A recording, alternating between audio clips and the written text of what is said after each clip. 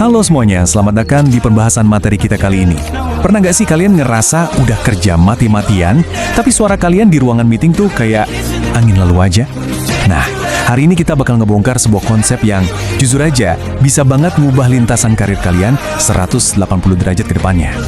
Di dunia kerja sekarang yang super kompetitif, cuma ngandelin keterampilan teknis yang mumpuni atau sekedar jadi orang yang kerjanya paling keras di ruangan, sayangnya udah nggak cukup lagi buat bikin kita didengar atau dihormati. Ada satu mata uang tak kasat mata yang selalu berputar di tiap rapat, tiap negosiasi, dan tiap interaksi profesional kita. Mata uang itu adalah pengaruh. Jadi, di sesi kali ini, kita bakal fokus banget ngebahas prinsip-prinsip utama buat ningkatin pengaruh diri kita secara profesional. Coba bayangin, cuma dengan ngubah kebiasaan kecil sehari-hari, kayak milih apa yang mau diomongin dan kapan harus diam, kalian bisa ngebangun wibawa dan karisma yang kerasa natural banget. Ini sama sekali bukan tentang memanipulasi keadaannya, ini murni tentang gimana kita bisa jadi arsitek dari pengaruh yang solid buat diri kita sendiri. Dari situ, muncul satu pertanyaan pemantik yang mungkin sering banget terlintas di pikiran kita. Kenapa sih ada profesional yang kayaknya gampang banget dapat rasa hormat dari orang lain, sementara yang lain tuh terus-terusan diabaikan? Coba deh bayangin skenario ini. Ada staf yang selalu pulang paling malam, ngasih semuanya buat perusahaan, tapi suaranya sering banget tenggelam, dan idenya dicuekin gitu aja pas lagi rapat. Terus di sisi lain, ada orang yang mungkin ngomongnya irit banget, kelihatan super tenang, tapi giliran mereka buka mulut, seluruh ruangan langsung berhenti aktivitas dan dengerin dengan saksama. Kenapa bisa gitu? Nah, dunia kerja modern itu kan lingkungan yang dinamis banget ya. Di tempat kayak gini, pengaruh dan wibawa profesional tuh sama sekali nggak didapatkan karena kebetulan, dan bukan juga sekedar bakat bawaan yang jatuh dari langit. Pengaruh itu sesuatu yang dibangun dengan sangat hati-hati, terstruktur, dan pastinya strategis. Biar lebih kebayang, kita langsung masuk aja ke 4 pilar fundamental yang bakal kita bahas hari ini. Yang pertama, kita bakal bahas gimana caranya bicara lebih sedikit, tapi berdampak lebih besar. Terus yang kedua, pentingnya membuktikan melalui tindakan. Ketiga, gimana kita nawarin nilai, bukan minta belas kasihan. Dan yang keempat, seni menguasai waktu dan kesabaran. Oke, mari kita bedah satu persatu. Kita mulai dari pilar yang pertama, bicara lebih sedikit, berdampak lebih besar. Kita bakal ngelihat seberapa kuatnya sebuah keringkasan. Sering banget kan kita dengar asumsi kalau orang yang paling vokal di ruangan adalah orang yang paling berkuasa. Padahal, kenyataannya ngomong dengan tenang, ringkas, dan efisien itu justru memproyeksikan kontrol absolut atas pikiran dan lingkungan sekitar. Semakin banyak kalian ngomong, pesan utama kalian itu malah bakal terdengar semakin biasa aja. Kita ambil contoh nyata yang sering kita temui sehari-hari. Katakanlah kalian harus kebatalin satu meeting penting. Secara insting, banyak dari kita bakal ngelakuin yang namanya penolakan berlebihan. Kita mulai ngasih alasan panjang lebar, mau nemenin keluarga belanja pakaian lah, masalah kendaraan lah, atau urusan rumah tangga lainnya. Niatnya mungkin pengen kelihatan transparan, tapi sadar nggak sih apa dampak psikologisnya?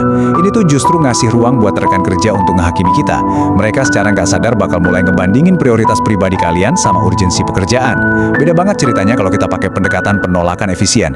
Cukup bilang, saya tidak bisa hadir, mari jadwalkan ulang. Udah, pendekatan ini tuh nutup rapat semua celah buat penilaian negatif. Otoritas dan profesionalisme kalian tetap utuh karena batasannya super jelas dan tegas. Contoh tadi ngebawa kita ke satu definisi penting soal yang namanya berbagi berlebihan atau oversharing. Pada dasarnya, oversharing itu pas kalian ngasih detail yang sama sekali nggak perlu, yang malah ngalihin perhatian dari pesan utama kalian. Dan ini secara dramatis ningkatin banget kemungkinan terjadinya kesalahan profesional atau blunder. Logikanya gampang aja sih, semakin banyak kebisingan yang kalian ciptain dalam sebuah percakapan, semakin kabur poin utama yang pengen kalian tegaskan. Coba bayangin kalian lagi di tengah presentasi krusial bareng klien manajemen tingkat atas, terus tiba-tiba ada keheningan yang canggung gitu selama beberapa detik. Pasti ada dorongan kuat banget kan buat terus ngomong nutupin kekosongan itu. Nah, justru di momen obrolan tanpa henti itulah risiko buat ngelakuin blunder atau ngomong sesuatu yang ngurangin bobot argumen jadi sangat tinggi. Jadi bicaralah seperlunya aja. Pastiin tiap kata yang keluar itu punya bobot, presisi, dan tujuannya maksimal. Keheningan yang dikendalikan itu jauh lebih berwibawa daripada rentetan kalimat yang nggak ada arahnya. Sekarang kita lanjut ke pilar yang kedua, buktikan melalui tindakan. Gimana caranya kita bisa melampaui sekedar perdebatan di tempat kerja? Kalau kalian pengen punya kekuatan profesional yang benar-benar nyata, pembuktiannya itu wajib lewat tindakan yang tangkas, bukan lewat perdebatan tanpa akhir. Sering banget kan pas ada beda pendapat di kantor, insting pertama kita tuh pasti pengen berdebat sekeras mungkin buat ngebuktiin siapa yang paling benar secara logika. Tapi ada harga mahal tak terlihat yang harus dibayar. Berdebat itu seringkali cuma nyisain kebencian tersembunyi dari pihak yang merasa terpojok. Biarpun secara analitis argumen kalian menang, relasi profesional yang krusial berpotensi rusak karena ego pihak lain terluka dan sikap defensif mereka bangkit. Nah, jadilah bukti nyata. Kutipan ini benar-benar nangkap esensinya secara sempurna. Kekuatan profesional sejati itu berawal dari kemampuan ngebiarin kualitas karya kalian yang bicara dengan sendirinya. Daripada sibuk mendeklarasikan visi kehebatan lewat debat yang nguras energi, biarin lingkungan sekitar yang nyimpulin sendiri setelah ngelihat aksi kalian yang tervalidasi secara konsisten.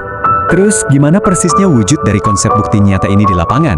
Intinya, ada di kombinasi 3 hal ini.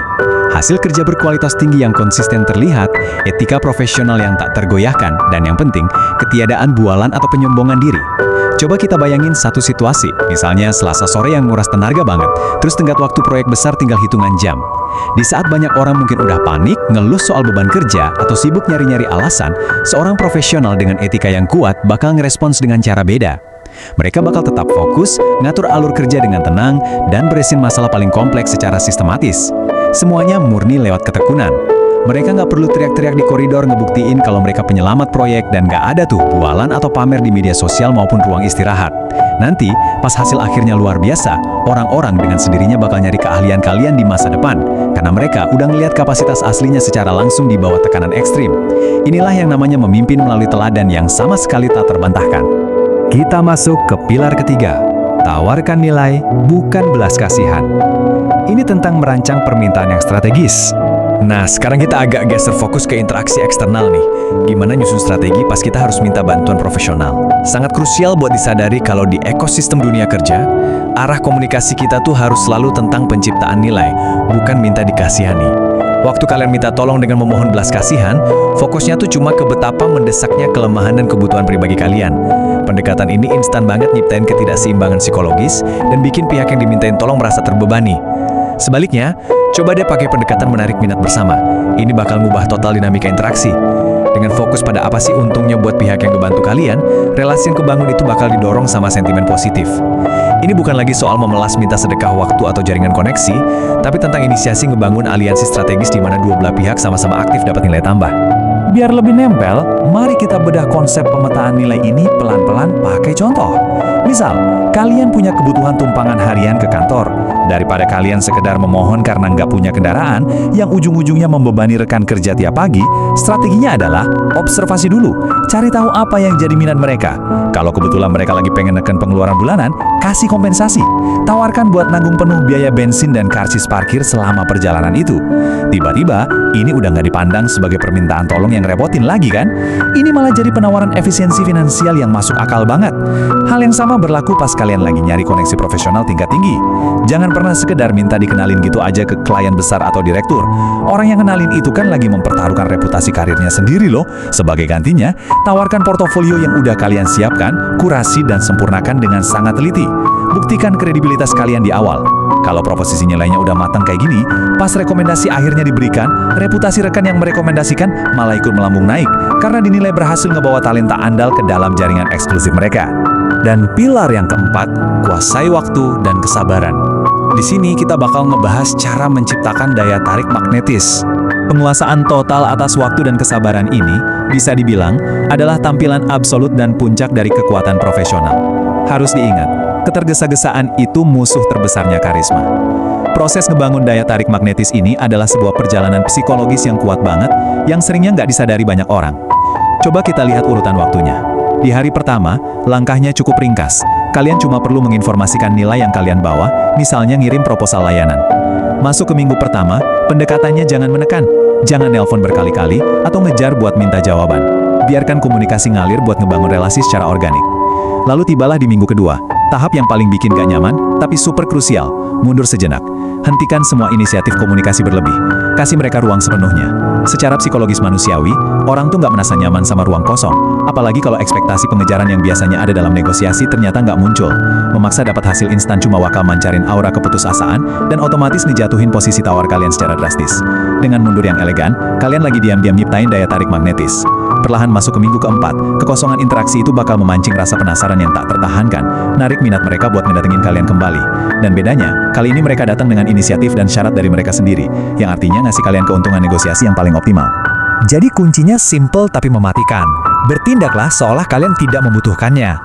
Prinsip paradoks ini benar-benar berlaku dan efektif di hampir semua skenario kelas berat loh. Entah kalian lagi di tahap wawancara akhir buat posisi eksekutif, lagi presentasi proyek skala besar ke dewan direksi, atau di tengah negosiasi nilai kontrak. Pas ada sekecil apapun indikasi keterikatan yang terlalu putus asa, atau bahasa tubuh yang nunjukin kalau negosiasi ini tuh penentu hidup dan mati kalian, wah nilai tawaran kalian bakal langsung menjusut drastis di mata mereka. Tapi, ketika yang terpancar dari kalian itu sebuah ketenangan paripurna, kemandirian emosional, dan gestur halus seolah-olah kalian tuh masih punya antrian peluang lain di luar sana, pesona profesional kalian bakal melonjak tajam. Ini fakta mendasar di dunia kerja. Orang-orang, sumber daya, dan peluang bisnis raksasa itu selalu secara alamiah tertarik sama mereka yang tampak nyaman, tangguh secara mandiri, dan gak pernah kelihatan terdesak. Sikap ketidakterikatan inilah yang menciptakan ilusi eksklusivitas. Hal ini yang bakal bikin kehadiran atau penawaran profesional kalian kerasa jauh lebih langka dan sangat tidak ternilai harganya. Gak kerasa kita udah nelusuri lumayan mendalam ya, gimana aura profesional itu dirakit dengan penuh kehati-hatian. Mulai dari ngebiasain bicara secara efisien, memimpin murni lewat tindakan nyata tanpa bualan, selalu berorientasi pada pertukaran nilai pas minta bantuan, sampai gimana caranya menguasai seni kesabaran strategis buat narik peluang datang sendiri. Ini semua adalah fondasi yang super kokoh. Sebagai penutup dari sesi penjelasan materi kita kali ini, ada satu pertanyaan krusial yang pengen saya tinggalin buat direnungkan secara mendalam. Apakah langkah profesional kalian selanjutnya ini bakal didorong oleh kebisingan dan ketergesaan, atau oleh keheningan dan nilai yang nyata? Pilihan sadar yang kalian ambil mulai detik ini, secara fundamental, bakal nentuin seberapa besar rasa hormat dan jangkauan pengaruh yang bakal kalian dapatkan di esok hari. Tentukan sendiri arsitektur pengaruh kalian. Terima kasih banyak udah ngikutin pembahasan materi yang komprehensif ini sampai habis, dan sampai jumpa di pendalaman materi kita yang berikutnya.